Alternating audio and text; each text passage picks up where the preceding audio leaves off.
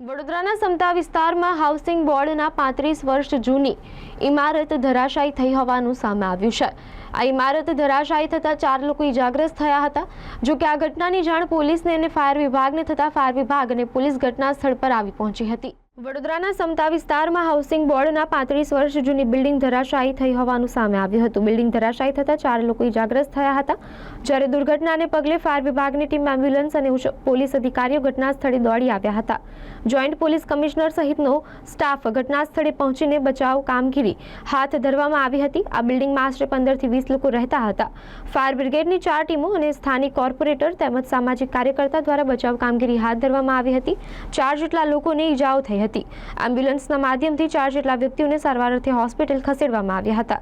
આશરે 8 થી 10 ફાયરની ગાડીઓ તેમજ 6 થી 7 એમ્બ્યુલન્સ સાથે 4 જેટલા જેસીબી મશીન આ કામમાં જોડાયા હતા।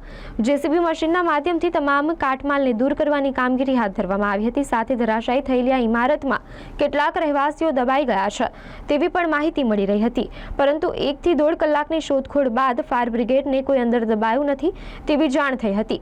જો કે વિસ્તારમાં અફરાતફરીનો માહોલ પણ સર્જાયો હતો। લોકો અકસ્માતને નિહાળવા ઉમટી પડ્યા હતા, જેથી કેટલાક પોલીસ કર્મીઓ દ્વારા નાગરિકો ઉપર લાઠીચાર્જ પણ કરવામાં આવ્યો હતો।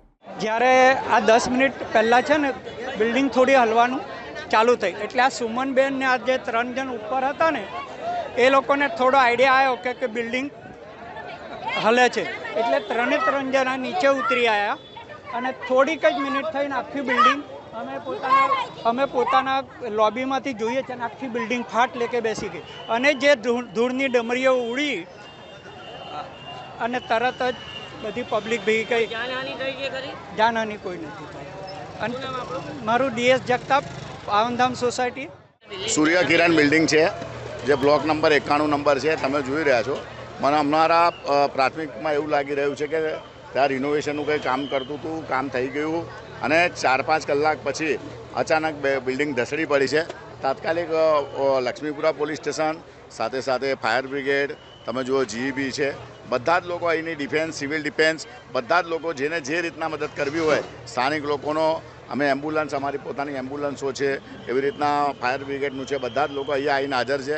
હાલ તબક્કે કોઈ ઇન્જરી કે કોઈ અંદર દબાયેલું એવું દેખાતું નથી, પણ પછી જો બી ફાયરના અમે જેસીબી મંગાવ્યા છે, હાઇડ્રા મંગાવ્યા છે, કટર બી મંગાવ્યા છે અને જે ઇલેક્ટ્રિસિટી બંધ કરી દીધી છે, ગેસના સિલિન્ડરો પણ કાઢી લેવામાં આવ્યા છે।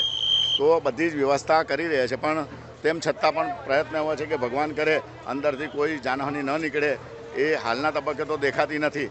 અને તો પણ અમે લોકો કદાચ કોઈ હોય એની તપાસ કરી રહ્યા છીએ। જ્યારે અકસ્માત થયો ત્યારે કેટલા લોકો ઇન્જર્ડ થયા હતા? એવું જેવું પડ્યું છે એવી રીતના 3-4 લોકો ફટાફટ અંદરથી નીકળ્યા। બાજુની બિલ્ડિંગમાં હતા 2-1 લોકો, એ પણ નીકળી ગયા છે। એટલે આજુબાજુના લોકોને એવું કહેવું છે કે અંદર કોઈ છે નથી, કારણ કે ઓલરેડી ટાઈમ બહુ મોટો થઈ ગયો, એટલે મજૂર પણ ના હોય એવું અમારી શંકા એવું લાગે, કદાચ મજૂર પણ નહીં હોઈ શકે, આટલા કદાચ મોડે સુધી કામ ચાલતું હોય તો જ। તો હવે જોવાનું છે, ભગવાનની પ્રાર્થના કરીએ કે કોઈ જાનહાનિ ના થઈ હોય। લક્ષ્મીપુરા પોલીસ સ્ટેશન વિસ્તારના સૂર્યકિરણ બિલ્ડિંગ જે છે એ કોલેપ્સ થઈ છે, જેનો અત્યારે પ્રાથમિક જે માહિતી છે એ પ્રમાણે 6 હાઉસિંગના જે મકાનો છે, જેમાં નીચે 2, વચ્ચેના ફ્લોર પર 2 અને ટોપ ફ્લોર પર 2, એવી રીતના 6 ફ્લેટ છે, જેમાં એક સાઈડના જે 3 ફ્લેટ છે એ કોલેપ્સ થયા છે અને એમાં જે નીચેના જે ફ્લોર છે એમાં કોઈ રહેતું હોવાનું એવી માહિતી મળેલ છે અને ઉપરના જે 2 ફ્લોર હતા એમાં જે લોકો હતા એ તમામ લોકો સેફલી બહાર આવી ગયેલા છે। પરંતુ હાલમાં એવું જાણવા મળેલું છે કે નીચેના ફ્લોર ઉપર કંઈક રિપેરિંગનું કામ ચાલતું હતું અને મજૂરો ત્યાં હાજર હતા અને આ મજૂરો બાબતે અમે ઇન્ક્વાયરી કરી છે, પણ એમના કોન્ટ્રાક્ટરના કહેવા પ્રમાણે મજૂરો અહીંથી નીકળી ગયેલા હતા 5 વાગે, છતાં પણ પ્રિકોશનના ભાગરૂપે અંદર કોઈ છે કે નહીં એના માટે હાલમાં ફાયરની ટીમ દ્વારા અને પોલીસની ટીમ સાથે રહીને અત્યારે ચકાસણી કરી રહી છે। જેસીબી આવ્યું છે, હાઇડ્રા પણ આવી રહ્યું છે અને કોઈ પણ જાતની જાનહાનિ ન થાય અને કોઈ અંદર છે તો એને તાત્કાલિક આપણે બચાવી શકીએ એના માટેના તમામ પ્રયત્નો હાલમાં ચાલી રહ્યા છે। મેડમ, જ્યારે અકસ્માત થયો ત્યારે કેટલા લોકો ઇન્જર્ડ હતા અને એ લોકોને હાલમાં ઇન્જરીનું કારણ કે જે લેતા હતા બધા નીચે આવી ગયેલાનું જાણવા મળેલું છે। ઇન્જરીનો કોઈ રિપોર્ટ નથી, પરંતુ હાલમાં હજી એક્સરસાઇઝ ચાલી રહી છે, તો આપણે પછીથી વધારે સારી રીતના કહી શકીએ, એ તપાસનો વિષય છે।